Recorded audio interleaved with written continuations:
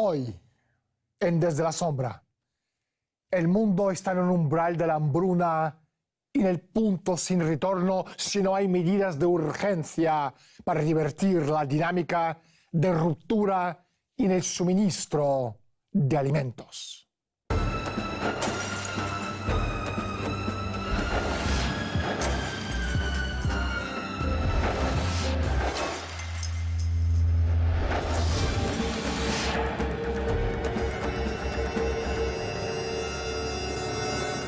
Hoy por hoy no hay reservas de alimentos. Esta escasez no es el resultado de las limitaciones de la naturaleza.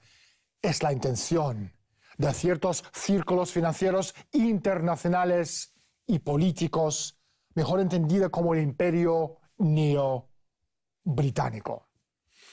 Su intención es la despoblación. Según ellos, hemos alcanzado tanto el pico de población como el pico de alimentación. Y para sobrevivir y complacerles a ellos, la gran mayoría de nosotros, la dichosa masa sucia, tendríamos que morir. Hoy, en Desde la Sombra, hablaremos con Marcia Becker, uno de los mayores expertos en el tema de alimentación en el mundo. Pero primero, salgamos a la calle y preguntemos a la gente su opinión sobre la hambruna y la falta de alimentos en el mundo. Por la mala distribución de los recursos. Por el capitalismo, si quieres que sea así de claro, te lo digo así. ¿Por qué motivo? Pues porque hay una muy mala distribución de la riqueza y de los recursos. Marcia, bienvenido al programa y muchísimas gracias por estar con nosotros. Hoy en día más de 1.000 millones de personas en todo el mundo pasan hambre y mueren de hambre. Nuestro planeta tiene todo lo que necesitamos para producir alimentos nutritivos, naturales, para mantener a toda la población mundial. ¿Por qué estamos en esta encrucijada? Bueno, hemos tenido muy bajos niveles de producción de alimentos para la gente durante muchos años. De hecho, casi un par de décadas. Se puede ver con mayor claridad en África, donde desde la década de los 50 hasta la de los 70 hubo un incremento de la producción per cápita de alimentos y luego fue discontinuada. Y ahora, como fue planeado en su conjunto, estamos bajando en la producción per cápita. Nos estamos recrementando los alimentos para una población que va en aumento. Esto se origina en problemas políticos, no en limitaciones de la naturaleza. Pero en los últimos 50 años comenzó el fin de los Estados-naciones que ejercían sus derechos soberanos para decidir la forma de aumentar la producción de alimentos. Entonces, estamos en el umbral de la hambruna. ¿Qué papel ha jugado la Organización Mundial de Comercio y el GATT en la destrucción de la oferta mundial de alimentos? Bueno, si observas, cuando la Organización Mundial de Comercio apareció en el asunto en 1995, mira a sus precursores. Alrededor de 1970 hubo un gran movimiento en el mundo de desregularización de todo tipo, particularmente en las monedas de cambio. Luego de 1971 tuvimos cambios flotantes. Antes de ese momento teníamos monedas de cambio fiables. Entonces podíamos hacer planes, comercializar entre naciones para un beneficio mutuo. Luego del cambio flotante en 1980 tuvimos un esfuerzo importante que propuso deshacerse de otros elementos a nivel internacional, deshacerse de las tarifas, deshacerse de otras prerrogativas gubernamentales, y en los años 80 en Uruguay, en Punta del Este, tuvimos el Acuerdo General de Tarifas y Comercio de Naciones Unidas, que dijo que íbamos a liberalizar. Ese fue el nombre formal, propiciando que se olvidasen y se deshiciesen de esas prerrogativas sobre comercio y monedas y su producción agrícola. Todo eso se combinó luego en la Organización Mundial de Comercio en 1995, que sostuvo que las naciones debían confiar en un mercado mundial único. El lema del Acuerdo General en Tarifas y Comercio era «Un mundo, un mercado». Y la idea asociada era que los ciudadanos de toda nación debían confiar en los mercados mundiales y el flujo internacional de dinero para tomar decisiones como, por ejemplo, si la gente tendría alimentos en lugar de que su gobierno tomara la decisión. La Organización Mundial de Comercio institucionalizó esta política subversiva. La propaganda de la Organización Mundial de Comercio nos hace creer que el mercado mundial financiero y el libre comercio de alguna manera va a proporcionar condiciones favorables necesarias para el crecimiento. Sin embargo, cuando se crean uniones de estados, los gobiernos pierden poder a expensas de los organismos supranacionales que sustituyen a la autoridad de los estados-nación. Estas agencias no representan de ninguna manera el pueblo. Sus lealtades son con las corporaciones y los organismos financieros que los eligen, que los financian y que los apoyan.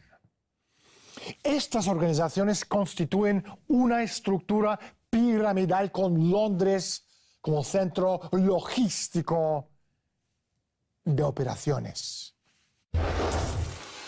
Los grandes holdings del mundo financiero. No lo sé. Pues bueno, sería fácil decir que los americanos, pero no voy a decir eso. Yo creo que en general el poder económico.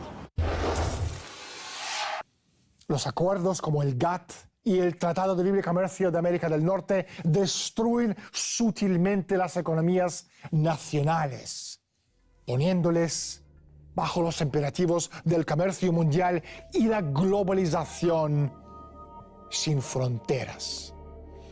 El GATT y el Tratado de Libre Comercio de América del Norte y todos los acuerdos vinculantes han ayudado a desovar guetos y barrios pobres en las ciudades de América Latina, Asia y África, mediante la creación de condiciones que obligan a la gente a abandonar sus tierras, mientras que la élite se hace cargo de los medios de producción.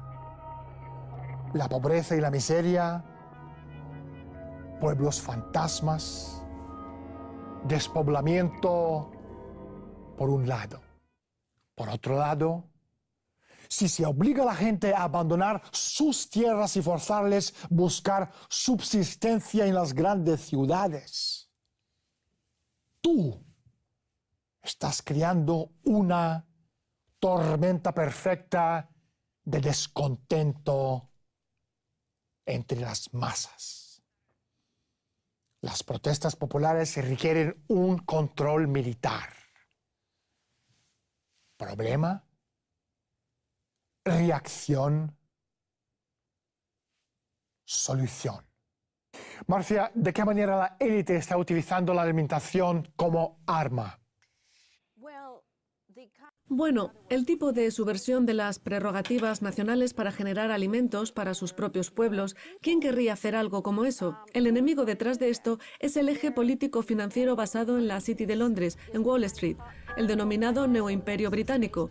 En otras palabras, es contra los estados nacionales y el bienestar nacional. Entonces, lo que ocurrió es que, con esta política subversiva, en el curso de la situación, los alimentos fueron utilizados como amenaza si existe una dependencia cada vez mayor respecto a la importación de alimentos, como en los años 1300, cuando Venecia controlaba todo el Mediterráneo. Y con eso, los embarques de granos en las costas de Túnez, por ejemplo, se podía decir, si usted quiere comer, entonces haga lo que le decimos. Lo que pasó en los años 70, 80 y 90 del siglo pasado es que estos intereses político-financieros, especialmente aquellos que operan a través de los cárteles de las empresas privadas de comercio, como Cargill, Bunge, Louis Dreyfus, Unilever, ellos pudieron decir a las naciones como Egipto u otras, ustedes van a hacer lo que nosotros les digamos, o sus suministros de alimentos estarán amenazados, debido a su dependencia de la importación de esos productos. Entonces, la dependencia respecto a la importación de alimentos ha crecido. Entre 10 y 12 empresas clave con ayuda de una docena más controlan el suministro mundial de alimentos.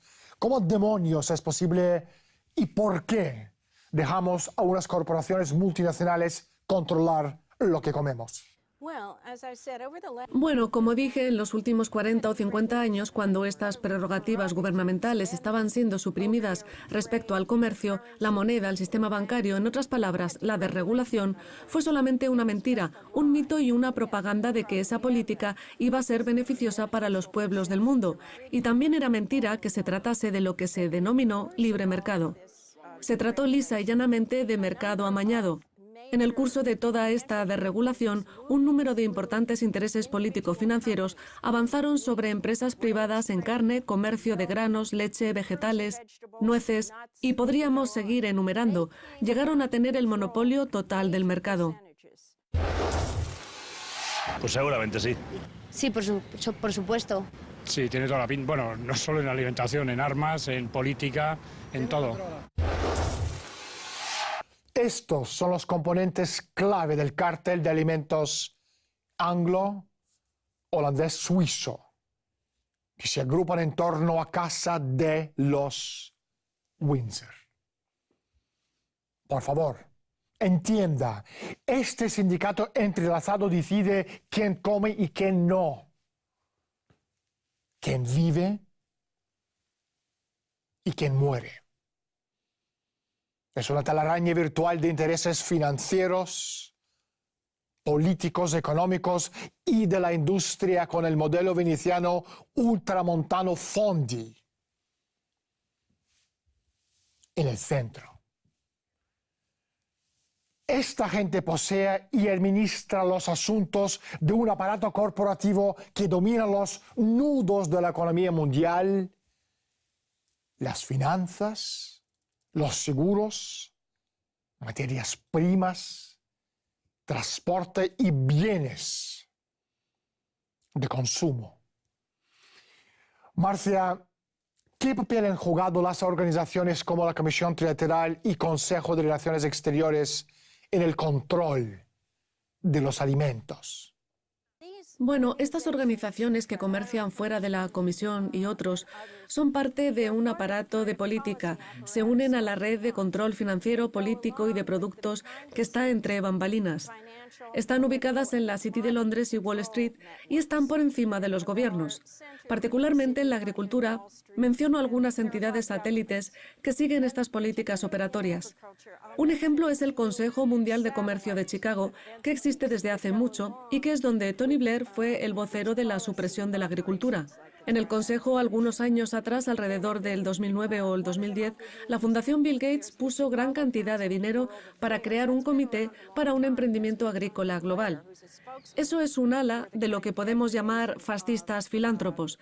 El ala agrícola cuyo consejero es Dan Glickman, exsecretario de Agricultura de Estados Unidos, y ellos van a Washington DC, a capitales de Sudamérica, van alrededor del mundo y presionan diciendo: debemos mantener el sistema que tenemos, no debemos cambiar el sistema monetario, no debemos cambiar el sistema de cárteles.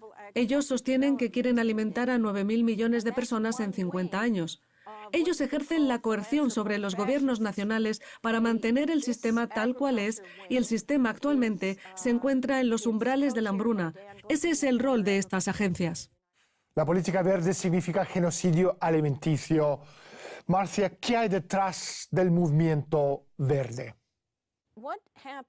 Lo que ocurrió es que la idea falsa, la propaganda y el mito fueron creados en los años 40, 50, 60 y 70 por el denominado movimiento conservacionista. Se afirmaba que la tecnología y los hombres en los niveles altos de la industria agrícola dañaron al planeta al punto de que los gases de efecto invernadero y el dióxido de carbono son producidos en tal nivel que provoca el sobrecalentamiento del planeta y debemos detenerlo. Todos conocen la secuencia de falsas conferencias ambientales internacionales que ayudarían a promover esta idea. Esta es una creatividad contraria a la ciencia y contraria al humano que no tiene fundamentos. Especialmente cuando se refiere a la producción agrícola, es necesaria más irrigación, más energía nuclear, porque, por ejemplo, con electricidad más barata pueden controlar la producción, pueden producir frutas y vegetales utilizando los gases de efecto invernadero, como se hace, aunque a muy baja escala, en Japón y en otros sitios. Entonces este movimiento fue un ensayo para movimientos falsos, especialmente a los manejados por círculos británicos como la World Wildlife, establecida en 1961, y las organizaciones precursoras como la Fundación para la Conservación en Estados Unidos, establecida en la década de los 40. Marcia, ¿quién está detrás del cultivo de las semillas transgénicas? Esto fue impulsado directamente por el movimiento en los últimos 50 años a favor de la cartelización financiera y el control político sobre las naciones. Esa es la razón por la que lo denomino el sistema del imperio neobritánico, porque en 1970 en Estados Unidos la llamada Ley para la Protección de las Variedades de Plantas permitió actuar a ciertas compañías como Delta Pine y Lance, en las que la reina de Gran Bretaña tenía intereses directos en Luisiana, Estados Unidos, que posee plantaciones de algodón, y hay algunos ejemplos tempranos del margen de tolerancia inédito en la historia estadounidense del registro de patentes en ingeniería, en nutrientes y cosechas, así como para la comercialización, una vez que eran puestos en las semillas, como en los granos de soya y otros. No las conozco, la verdad. Monsanto, no tengo ni idea, no tengo ni la remota idea, pero seguro que a nada bueno. Lo que pasa es que nosotros no las conocemos. Monsanto, que había sido una compañía agroquímica en San Luis, llegó a ser una de las firmas líderes del sector, conectada directamente al control financiero y político, basado en Londres, pero con presencia internacional. Las otras firmas son Syngenta, Cargill, DuPont, con Monsanto a la cabeza. Ellas conforman la dirección del aparato que utiliza los alimentos como un arma. Marcia, ¿cómo usó la élite la desregulación de los mercados para hacerse con el control total de agroindustria? Los años 90 significaron una década de grandes cambios, no solo porque tuvimos la Organización Mundial de Comercio en 1995, que propuso deshacerse de las tarifas entre las naciones. En 1991, en Estados Unidos, ocurrió la revocación de una ley que existía desde 1933, que fue conocida como el Acta de Glass-Steagall, que decía que había que tener una separación entre los bancos que generaban el crédito normal para el comercio y las casas de especulación y entidades financieras de inversiones de riesgo. Luego, en el 2000, Estados Unidos tuvo lo que creo que se llamó Ley de Modernización de Mercados Futuros, que decía que debía conceder libertad absoluta al mercado en el comercio de trigo, maíz, alimentos y aceite a base de soya, y eso porque se insistió con la idea falsa de que todo encontraría su precio correcto.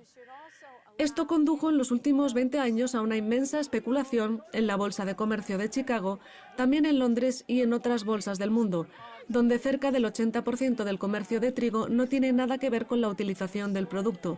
Se trata solo de transacciones al día o a futuro. Esto creó una situación de incertidumbre y se les dijo a los productores que podrían vender por anticipado el maíz que esperaban para la próxima cosecha, e incluso podía ser que ni siquiera quisiera producirlo. Entonces, todo es muy incierto. Eso es lo que caracteriza al sistema y es exactamente lo que no se necesita en agricultura. En muchas ocasiones lo que ocurre es que si se produce más, los precios de lo que ya está cultivado en sí mismos pues bajan, entonces no interesa también. No creo yo que en España haya mucha tierra improductiva. Pues imagino que por la globalización, porque les sale mucho más rentable exportar los productos fuera de España e importar otros desde otros países. La desregulación histórica abrió un enorme agujero en la supervisión del gobierno del comercio de derivados. Un enorme agujero que finalmente condujo a Estados Unidos al colapso financiero en el año 2007. Por supuesto, la desregulación del gobierno simplemente abrió las puertas al control privado, otra forma de regulación. La comida dejó de ser un bien físico para alimentar al mundo, para convertirse en un instrumento de comercio virtual e ilimitado. Los imperios corporativos se expandieron como nunca por el camino, haciéndose ya no millonarios, sino multimillonarios. La burbuja de las .com siguió la burbuja inmobiliaria y se convirtió en una burbuja alimentaria. La Organización para la Alimentación y la Agricultura de la ONU estima que desde 2004 los precios mundiales de los alimentos han subido un promedio de 240% y dejando a cientos de millones de personas sin comer. Marcia, ¿cuáles son las fronteras verdaderas de la ciencia en la agricultura? Tenemos que pensar en nuestra ciencia pura.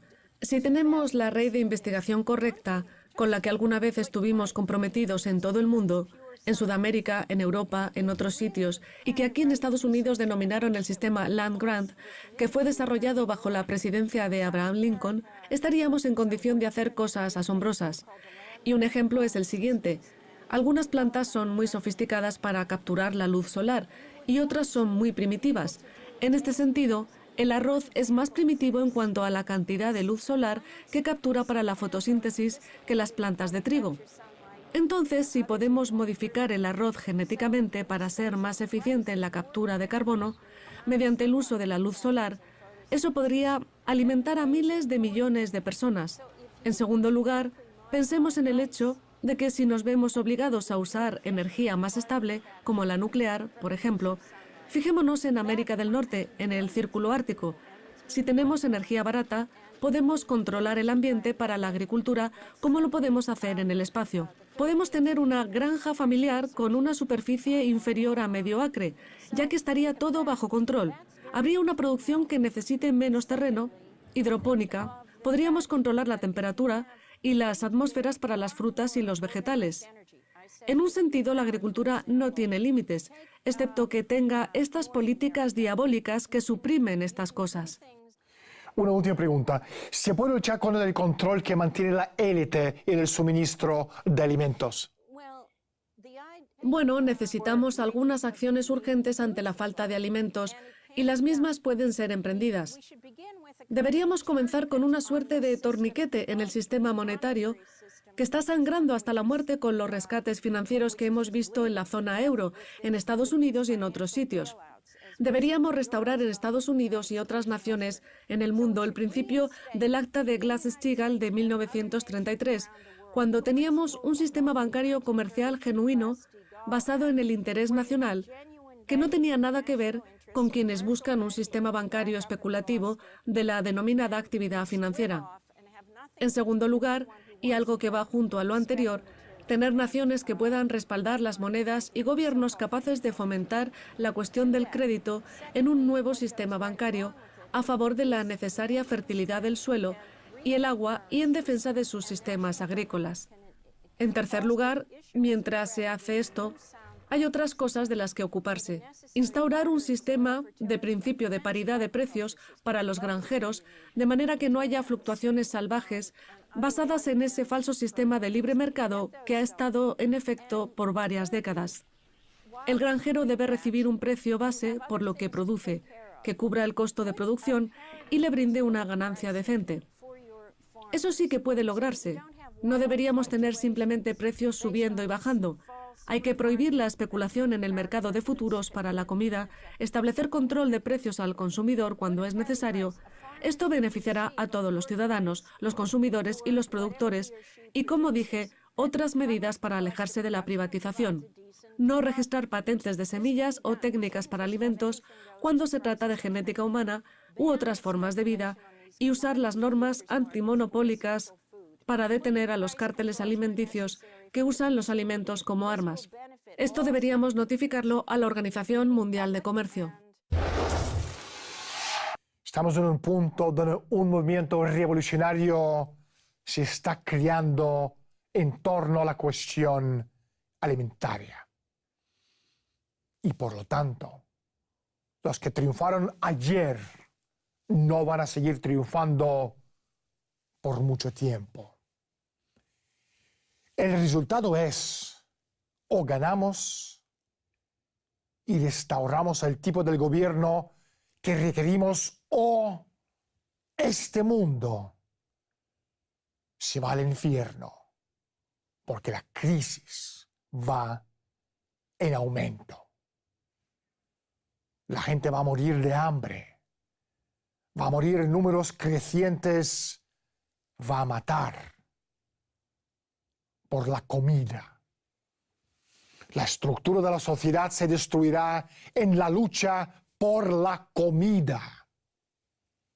No lo pensamos nunca, porque por lo menos en el primer mundo hasta ahora, nunca les ha faltado la comida. Hasta que un día ya no está más. Y por lo tanto, o ganamos esta lucha contra este mal, o no habrá nada por qué luchar. Soy Daniel Stulin, bienvenidos todos al mundo de Humo Espejos. Gracias por estar con nosotros y hasta la semana próxima.